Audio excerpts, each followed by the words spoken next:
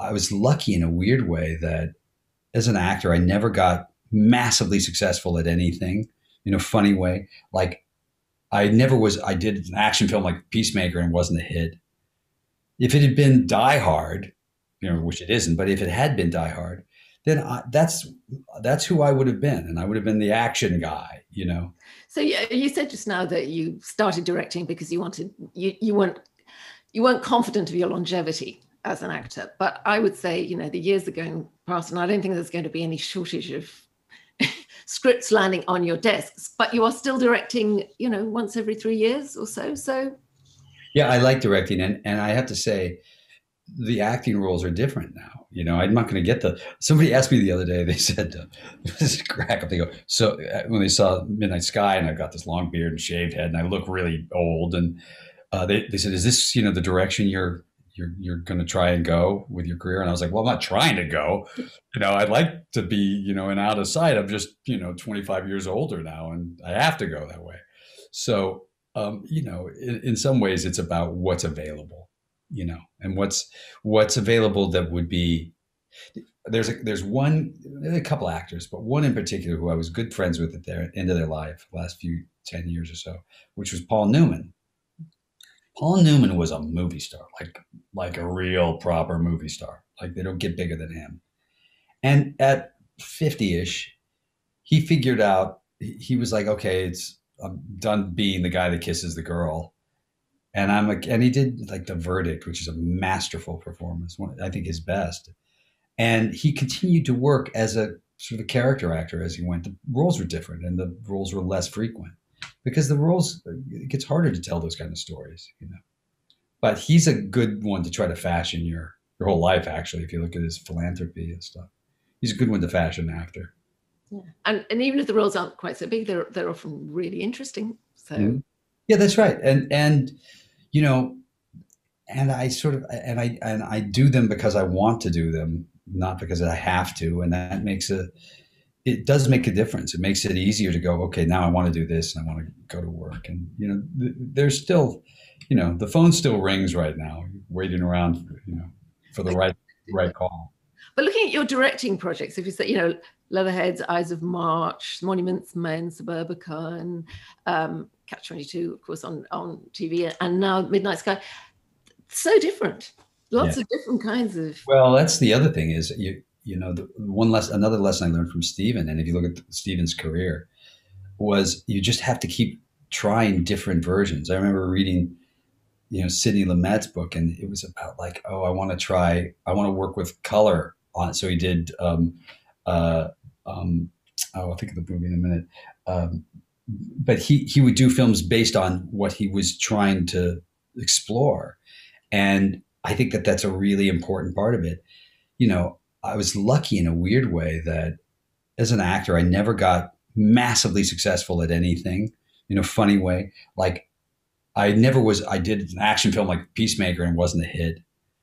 If it had been Die Hard, which it isn't, but if it had been Die Hard, then that's who I would have been. And I would have been the action guy, If I did One Fine Day, if I'd done romantic comedies and they were a massive hit, I would have been the romantic comedy guy. And I couldn't have done drama.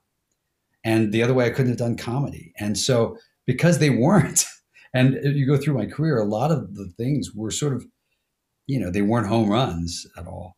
It's allowed me to be able to do and try other things. So I'm allowed to do a comedy or a drama. So I can do something as wacky as Oh Brother, Where Art Thou? And then something as straight as Michael Clayton. And I'm not relegated into one category or the other partially because of my lack of success in a weird way. And so as a director, I've also enjoyed that same thing where I go, well, I want to focus on these things and I want to try this. And I've failed a couple of times, and I've succeeded a few times. And, it's about figuring it out. We go into it with the best intentions. So.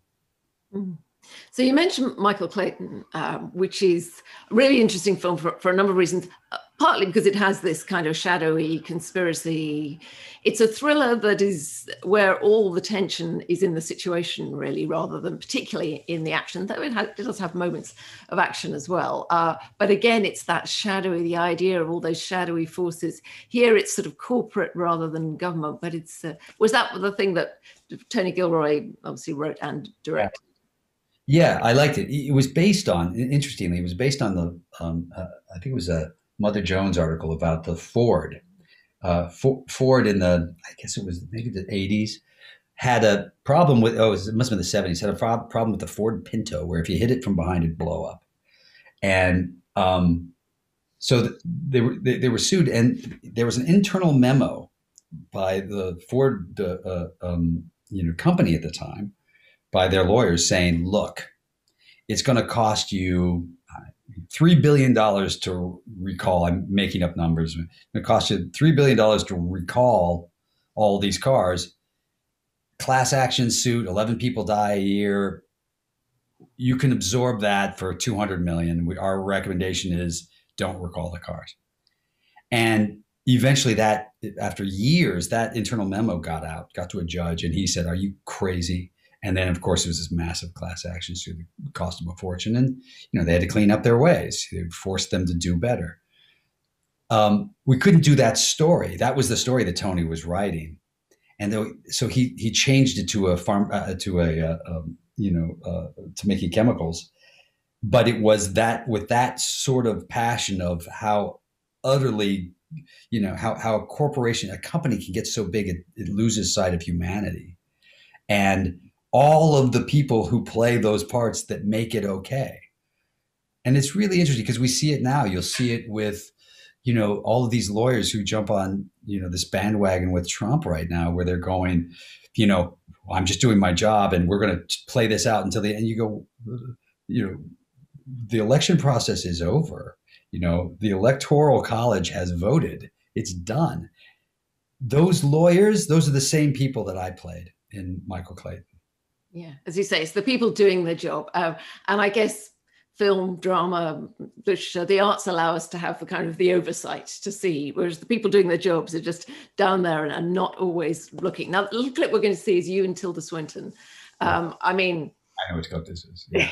We can't give, if people haven't seen it, I can't give too much of the plot because it's so complicated. But basically, we're getting towards the end where your character, who has been Michael Clayton, indeed, who is a sort of fixer in many ways, is about to confront Tilda Swinton's corporate lawyer with what she's done. Yeah. Please.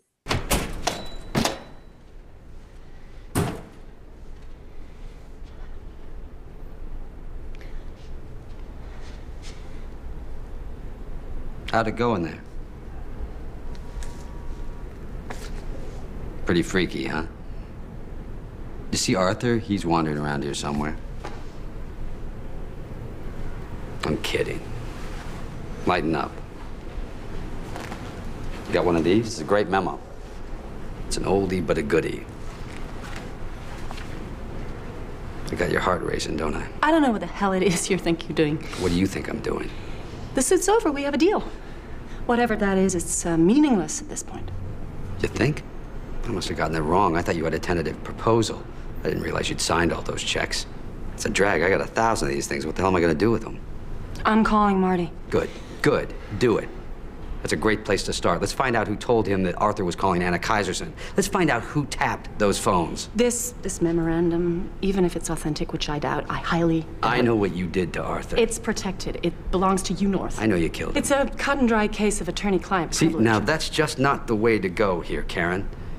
For such a smart person, you really are lost, aren't you?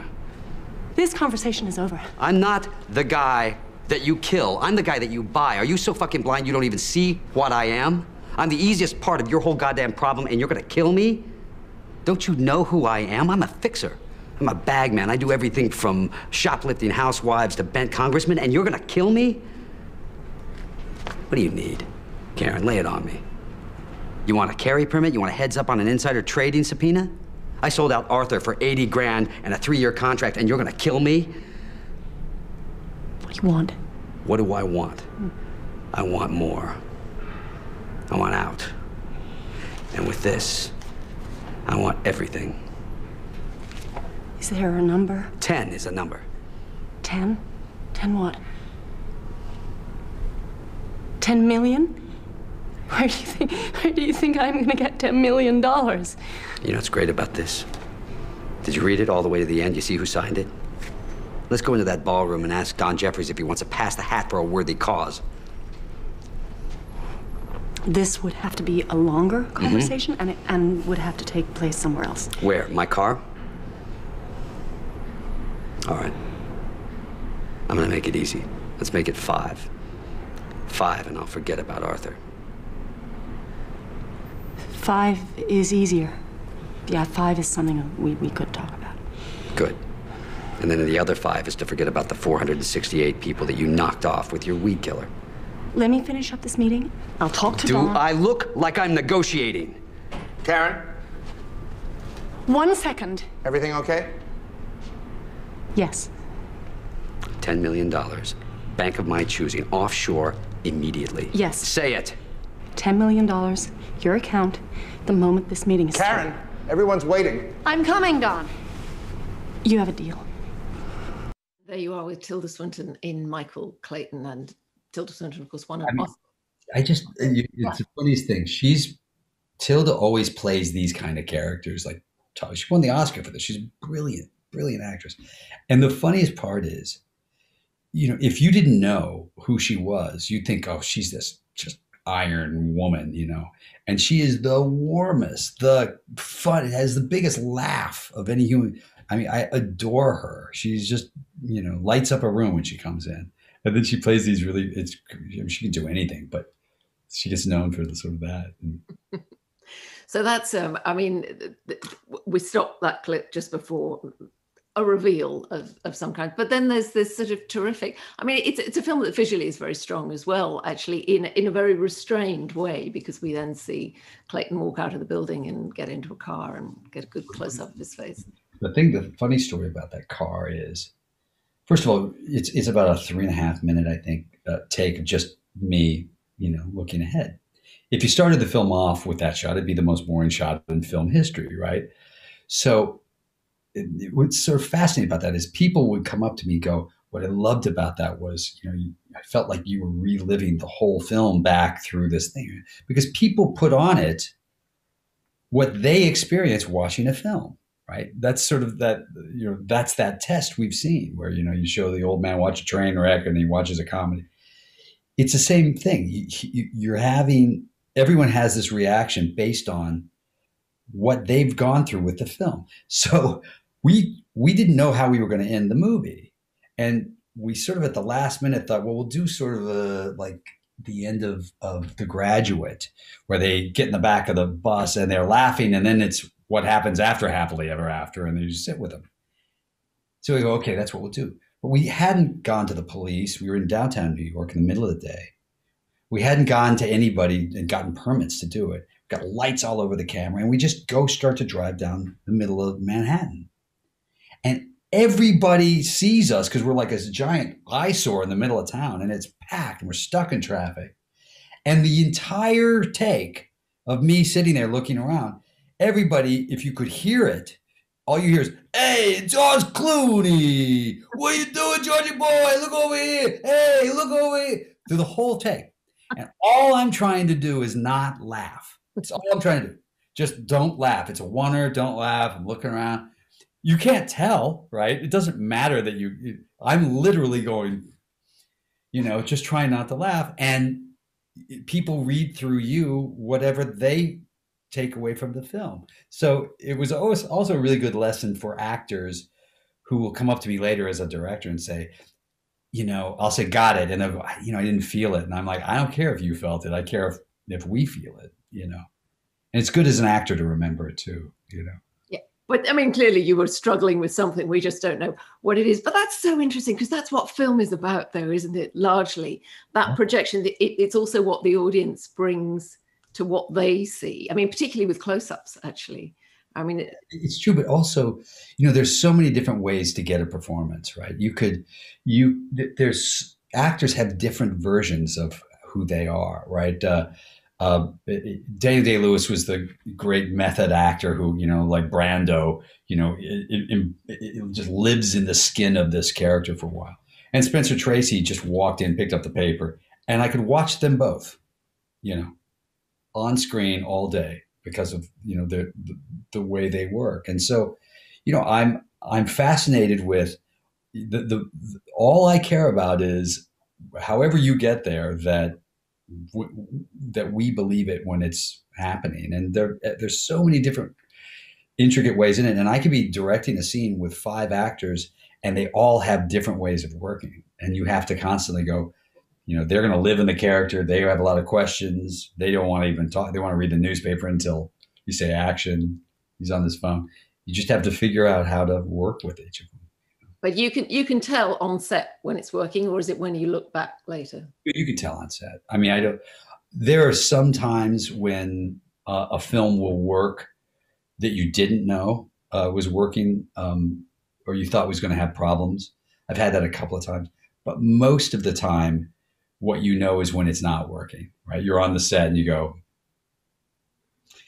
because when you're struggling, when you're rewriting all the time, when the lines don't come out easily, you start realizing there's problems and you can feel it, and you can feel the energy in the set kind of, shrink in a way. And it's frustrating when that happens. But when it's going great, it's, the days are half as long, there's something about that element where everybody clicks and you just go, oh, we're here.